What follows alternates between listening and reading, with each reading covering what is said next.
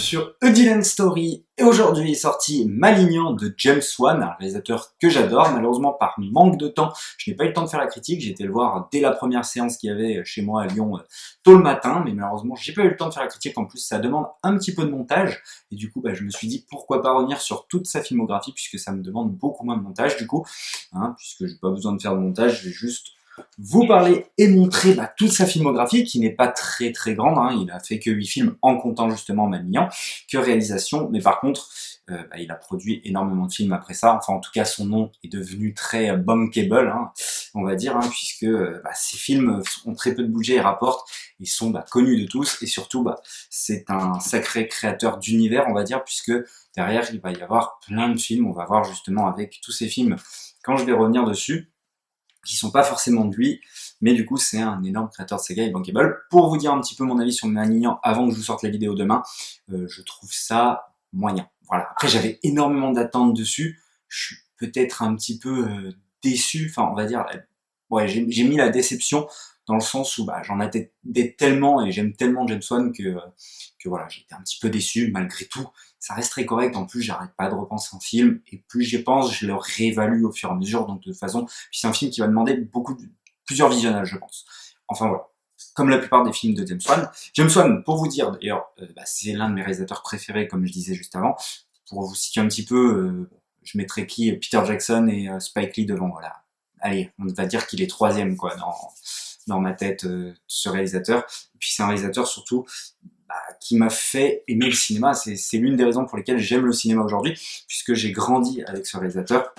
On le voit avec ses 6 DVD, puisque à l'époque, ça coûtait cher les Blu-ray, et on trouvait plus facilement des DVD dans les caches, etc. Et donc, j'ai pu me procurer très facilement ces DVD qu'on trouve très facilement à l'époque, quand j'avais 15 ans. Et donc, j'ai grandi avec James Wan, et pour moi, James Wan est le maître de l'horreur et de l'angoisse. Chacun sa génération, j'ai envie de vous dire. Mais voilà, moi c'est quelqu'un qui vraiment m'a trahi. C'est pas quelqu'un qui a fait un chef-d'œuvre, vraiment loin de là, j'ai jamais vu un chef-d'œuvre de lui, mais il a fait des films pour moi qui s'en rapprochent, mais malheureusement il n'a pas passé le palier. Mais en tout cas, tous ces films je les aime, pratiquement tous en tout cas. Donc voilà, c'est pour ça qu'il a une grosse place dans mon cœur, pour situer un petit peu. Et du coup, c'est parti, tout de suite avec Saw 1, et ça tombe bien que je commence par Saw 1, puisque c'est son premier film, et Saw 1, c'est tout simplement déjà, on va voir que c'est quelqu'un qui arrive très facilement à créer un univers, et on en redemande, quoi, on a envie d'en voir plus, et notamment avec ce film qui est un espèce de policier thriller horreur même, j'ai envie de vous dire, et qui va mettre en scène des pièges créés par un fameux personnage qui s'appelle Jigsaw, et sous fond d'enquête policière, il y a Danny Glover d'ailleurs, qui est un acteur assez connu, qu'on peut voir dans L'Arme Fatale, et c'est un film tout de suite qui a mis les bases de ce que va être James Wan, c'est-à-dire déjà un nom bankable, comme je le disais, puisqu'il a rapporté pas mal ce film pour le budget qu'il est coté, et surtout on sait ce qui va se passer derrière, c'est-à-dire que je crois qu'on en est rendu au 10e film, ou au 9e film, voilà, c'est un truc de dingue quoi, et ça marche plutôt bien dans l'ensemble, mais les films sont vraiment médiocres à côté de ce qu'il arrive à faire dans ce premier film. Pour moi, il y a vraiment Saw 1, et le reste est très en dessous, et surtout les 2 derniers, le dernier est catastrophique, mais voilà, on sent que quand c'est pas lui qui est derrière, c'est vraiment moins bien. Et puis voilà, bon, c'est pas sa proposition, lui il s'en fout, lui son but c'était, sinon il serait revenu derrière, mais lui voilà, il a créé l'univers, il a fait le film qui pour moi marque Saw, parce que le reste c'est vraiment du gore pour du gore. Là il y a une vraie histoire, une vraie réflexion derrière. Donc voilà, c'est déjà un créateur hors pair, et qui s'amuse déjà quand même à mélanger un petit peu les genres, et qui a une esthétique mais pas encore vraiment prononcée pour moi. Ensuite, je vais tout de suite passer à Dead Silence. Alors lui, je vais pas trop vous en parler, puisque je l'ai vu qu'une fois. C'est le James Wan que j'ai moins vu. Là, pour le coup, on est plus sur du pur horreur, je dirais. Et voilà, il y a déjà par le créateur de Saw, par les créateurs de Saw, il n'y a pas encore pour le moment le nom de James Wan qui apparaît, mais bon, déjà, voilà, on cite Saw. De toute façon, on aime bien faire ça pour les films d'horreur, ça attire le monde. Et Dead Silence, c'est celui que je retiens le moins, celui que j'aime le moins. Alors, est-ce que justement Malignan, je le mets au même niveau ou non? Je pense pas, je le mets au-dessus quand même. Mais Dead Silence, je trouve que c'est celui Bah voilà, en dessous de la filmographie de James Wan, j'ai même pas retenu les acteurs. Y a rien qui m'a marqué vraiment. Je trouve que ça c'est vraiment un film d'horreur lambda et banal. Je trouve qu'il n'arrive pas à faire autre chose que ce qui se fait à cette époque-là. Et donc bah c'est un film comme un autre. On me dit c'est James Wan, on me dit que c'est pas lui, je dirais ok ouais, ok bon pourquoi pas. Voilà voilà.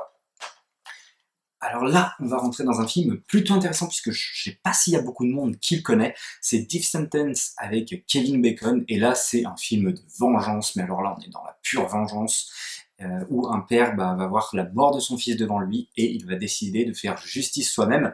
Et c'est un film qui est sorti un peu avant tous les que justice soit faite, etc. Tous les films de vengeance, hein, il est sorti quand même bien avant et il est déjà ultra violent. Il y a, c'est vraiment voilà, c'est vraiment dark. Kevin Bacon qui se rase le crâne, qui devient un père fou furieux qui est prêt à tout pour venger son fils. Et c'est un film vraiment peu connu, je trouve, de James Wan, et pourtant qui vaut vraiment vraiment le détour. Donc si vous n'avez jamais vu Death Sentence, foncez. En plus, Kevin Bacon, bon, bah, c'est un excellent acteur. Malgré tout, malgré Death Silence, je trouve que c'est un excellent directeur d'acteur aussi, James Wan d'ailleurs, parce que voilà, il y a Carrie et Louis, mais il y a pas mal d'actrices, il y a l'actrice, il y a l'acteur qui joue Jigsaw, etc., qui sont vraiment bons, je trouve, dans Saw. Bon, là, moins retenu, mais puis là, bah, Kevin Bacon qui est assez incroyable. Voilà, voilà. Et il y a aussi, comment il s'appelle l'acteur, je sais pas si je vais le retrouver là maintenant tout de suite. John Goodman, il y a John Goodman qui est assez connu, qui a fait, je sais pas, The Artist par exemple, pour ne citer que très très vite fait, mais voilà, il a fait plein de films, je pense que vous allez vite le revisualiser, qui c'est John Goodman. Bref, voilà, un film quand même assez exceptionnel, et on se rend compte que jusque-là, il n'a pas non plus été dans l'horreur pure, malgré qu'on sent que c'est sa patte première, euh, notamment avec Death Silence, mais quand même, on voit qu'il s'en sort, et c'est quelqu'un qui va toujours vouloir sortir de l'horreur, il va pas vouloir que faire des films d'horreur, même s'il va avoir sa grosse période de films d'horreur, comme on va le voir tout de suite, avec, pour moi, son meilleur film, c'est-à-dire Insidious. Et là, mais c'est incroyable. Alors là, il crée une fois de plus tout un univers. Il va y avoir 4 films derrière, et je pense qu'il y en a un 5e en production, il me semble. 2 réalisés par lui, hein, Insidious 2, bon, je peux le mettre maintenant.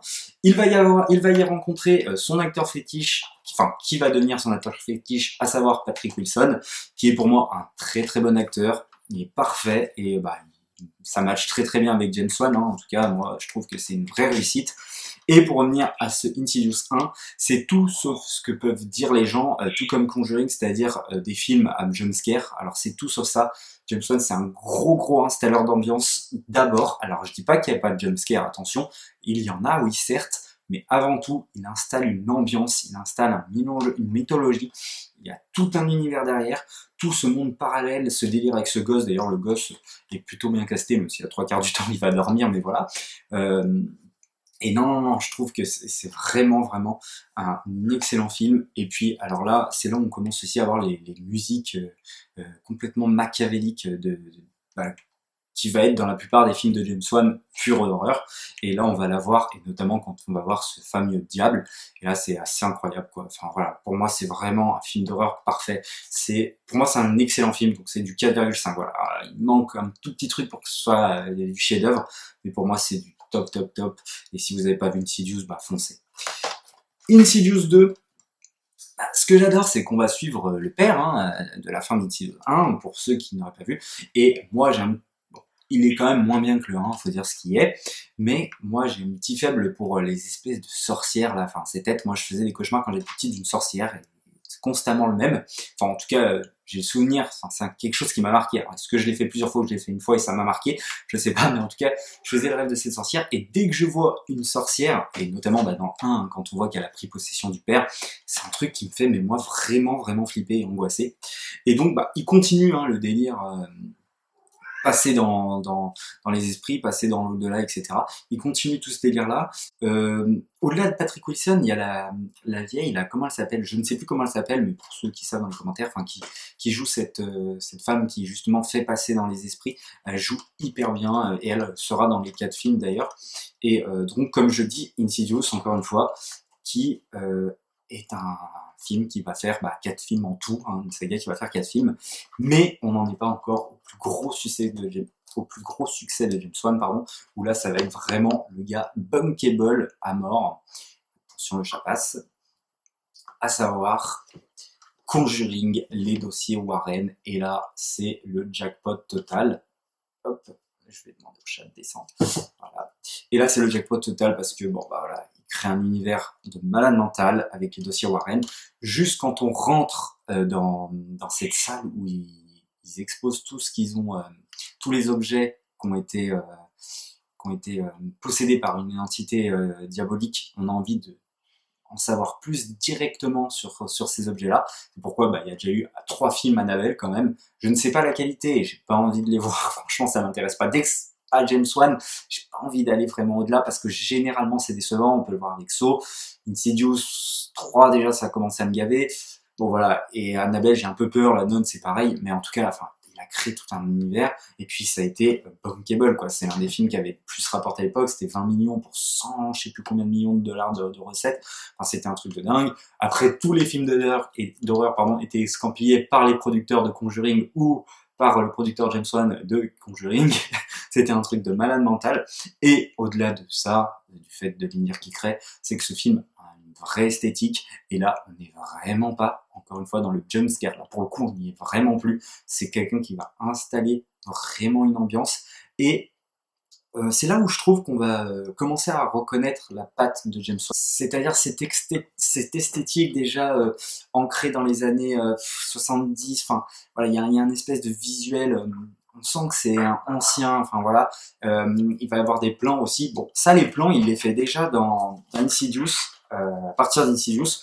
C'est des choses qu'on voit, et d'ailleurs qu'on va voir dans Malignant aussi, où par exemple, il va filmer à travers un couloir et une autre porte, une personne qui entend du bruit au loin. Et ça, c'est des trucs qu'on revoit systématiquement chez James Wan. C'est des choses qui marchent vraiment, vraiment bien.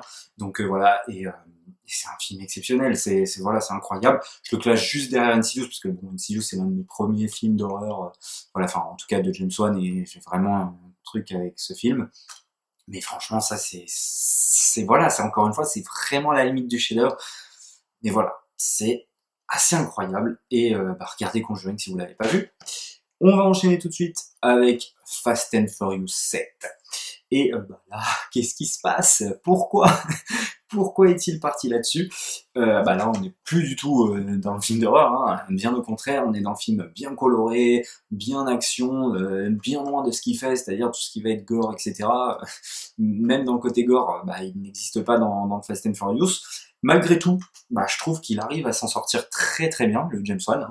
C'est pour moi l'un des meilleurs Fast and Furious. C'est pas le Fast and Furious ultime, mais pour moi, j'ai une petite attirance. En plus, c'est le Fast and Furious où Paul Walker est décédé.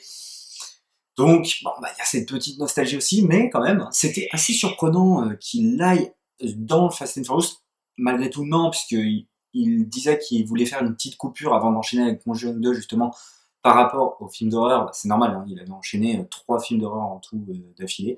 Donc voilà, il avait envie de faire une petite pause action, et pour moi, il le réussit quand même à merveille. Je pense que c'est pas l'un des épisodes les plus dégueux. Ça reste Fast and Furious.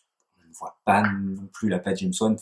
Moi, tu me dis la différence entre Justin Lin et James Wan sur les Fast and Furious, je ne saurais pas la reconnaître. Alors peut-être que certains sauront, mais moi, honnêtement, non. Mais en tout cas, j'aime beaucoup ce Fast and Furious, et je vous invite vraiment à le regarder aussi. Regardez Fast and Furious, c'est plutôt sympathique. Ensuite, il revient avec Conjuring 2, le cas Enfield, et il est sur la lignée du 1, de ce que va être le 1, et il va faire entrer le personnage de la nonne, qui va avoir le droit à son propre film, voilà, et il va évidemment retrouver les mêmes acteurs. C'est déjà la 4e collaboration avec Patrick Wilson, donc voilà, ça s'enchaîne. Je n'ai pas grand chose à dire de plus, je vais me répéter que sur Conjuring 1, mais je trouve que voilà, c'est dans la lignée du 1, pardon, et pour vous situer, il y a déjà eu 3 films hein, du coup sur cet univers-là. Donc il y a eu le 3e qui est sorti il n'y a pas longtemps, cette année même, que moi j'ai apprécié, pourtant c'est pas James Wan, j'avais un peu peur, et justement ils ont essayé de faire quelque chose de différent, partir sur quelque chose d'autre, et ça j'ai apprécié justement ce côté on tente autre chose. C'était vraiment appréciable, je trouve. Et j'ai pas vu, comme je disais, les spin-offs, donc les 3 Annabelle et la nonne. Mais bon, peut-être qu'un jour je les regarderai, mais je m'attends au pire. Mais en tout cas, ces deux-là, vous pouvez y aller les yeux fermés. C'est de la qualité pure. Et là, c'est de la vraie flip. Pour ceux qui aiment les purs films d'horreur, vous allez kiffer, quoi. Vous allez vraiment, vraiment kiffer. Et deuxième petite surprise, mais pas vraiment, puisque là, il va y mettre sa patte. Et Aquaman, j'ai l'impression quand même qu'il a eu carte blanche. Alors encore une fois, bon, déjà, il a un énorme choix de casting, et je trouve très bon, que ce soit Amber Heard, que ce soit William Dafoe, que ce soit, comment il s'appelle déjà, Jason Momoa. Voilà, et il reprend Patrick Wilson, encore une fois, en plus pour faire le méchant, enfin pour faire l'un des méchants en tout cas. Et excellent choix de casting, et c'est un film très très surprenant, surtout que DC venait de faire un film plutôt moyen, je crois, avec Justice League, parce que je crois que c'est sorti juste après. Et là, mais ce film est complètement décomplexé. Déjà, il filme très très bien sous l'eau, ce qui est assez étonnant, parce qu'il avait dit qu'il avait eu beaucoup de galères à tourner sous l'eau, ce que je peux comprendre, enfin à tourner des scènes sous l'eau pour rendre l'esthétique vraiment, voilà, que ce soit vraiment palpable. Et pourtant, je trouve que ça marche à merveille, que ça match, quoi. Et ce film est très surprenant dans le sens où, au-delà d'être un film de super-héros, ça va être un vrai film d'aventure à la Indiana Jones, c'est-à-dire on va voyager, on va avoir le droit en plus à sa patte, là où, de toute façon, pour moi, dans Fast and Furious, la scène n'avait pas sa place, hein, la scène d'horreur, pourquoi il n'y a pas de raison, alors que là, la scène, la scène où il rencontre les poissons sous l'eau, je me rappelle plus comment ils s'appellent ces fameux poissons, enfin la scène, elle est complètement horrifique, elle est génialissime, tellement qu'elle est géniale et tellement qu'elle a marqué le monde. Et ils ont décidé d'en faire un film. Je sais pas si c'est lui qui va le réaliser ou juste il est producteur, mais il me semble qu'il est à la réalisation. En tout cas, j'espère qu'il est à la réal, quoi. Je suis sûr que c'est lui qui a eu l'idée, et puis l'idée, elle est folle, quoi. Juste l'esthétique, il est magnifique, quoi. Les couleurs de cette scène, enfin, voilà, c'est vraiment, on passe dans une scène d'horreur pure, et c'est totalement fou, quoi. En plein milieu de ce film. Et du coup, il va avoir le droit à son film. Et c'est lui qui va faire le deuxième aussi, donc c'est vraiment, vraiment cool. Et voilà, j'ai hâte de voir la suite, et voilà. Et j'avais hâte, du coup, pour vous dire un petit peu, de voir Malignan. Et Malignan, c'est du James Wan, hein, mine de rien, on reconnaît le réalisateur, notamment par les plans que je disais juste avant. C'est vraiment un réalisateur que j'affectionne vraiment beaucoup. Et c'est vrai que bon, j'ai mis la barre haute, j'attendais vraiment un film de fou, en sachant que c'était l'adaptation de son propre comics, qui malheureusement n'est pas disponible en France, il n'est disponible qu'en VO aux États-Unis. Mais bon, peut-être qu'un jour il sortira justement grâce à ce film. Pourquoi pas, je sais pas justement s'il y a eu des petites éditions là qui sont sorties, mais ça peut être vraiment intéressant si c'est le cas. Et moi, ce que je peux vous dire là, avant de rentrer dans ma critique demain, c'est que il propose quelque chose qui n'a jamais été fait. Pour le coup, je trouve qu'il propose quelque chose qui n'a jamais été fait. Moi, le scénario m'a un petit peu dérangé, mais malgré tout, il y a une vraie patte, une vraie esthétique, notamment avec cette couleur rouge là, qui fait vraiment, notamment l'affiche, hein. Juste vous voyez l'affiche, vous comprenez, quoi. Esthétiquement, le film est parfait. Pour moi, il est parfait. Donc voilà. Mais il manque ce petit côté scénario qui est pour moi quand même assez important. Bon, voilà. Je suis revenu sur toute la filmographie du fameux James Wan. Je les ai tous, et je vais refaire ça pour d'autres réalisateurs dont j'ai toute la filmographie. Je pense à Monsieur Peter Jackson, je pense à Spike Lee, mais il m'en manque quand même 2-3 Peter Jackson aussi. En plus, Peter Jackson, c'est dur à trouver, c'est cher, notamment Brain Dead, etc. Voilà. Il y a Inaritu, qui est l'un de mes préférés réalisateurs aussi. Et c'est vrai que ça fait plaisir j'avais jamais parlé encore de James Wan, et ça fait vraiment plaisir de parler d'un réalisateur qu'on aime et qu'on maîtrise. Donc voilà, j'espère que vous aurez aimé cette vidéo, et soyez au rendez-vous demain avec la critique de justement Malignan, et sûrement la critique de Shang-Chi, parce que je vais sûrement le voir demain matin, donc si j'ai le temps, encore une fois, puisque je dois déjà faire la critique de Malignan, on verra. En tout cas, j'espère que vous avez kiffé cette vidéo, n'hésitez pas à liker, à partager et à vous abonner, et nous on se dit évidemment à la prochaine pour une prochaine histoire.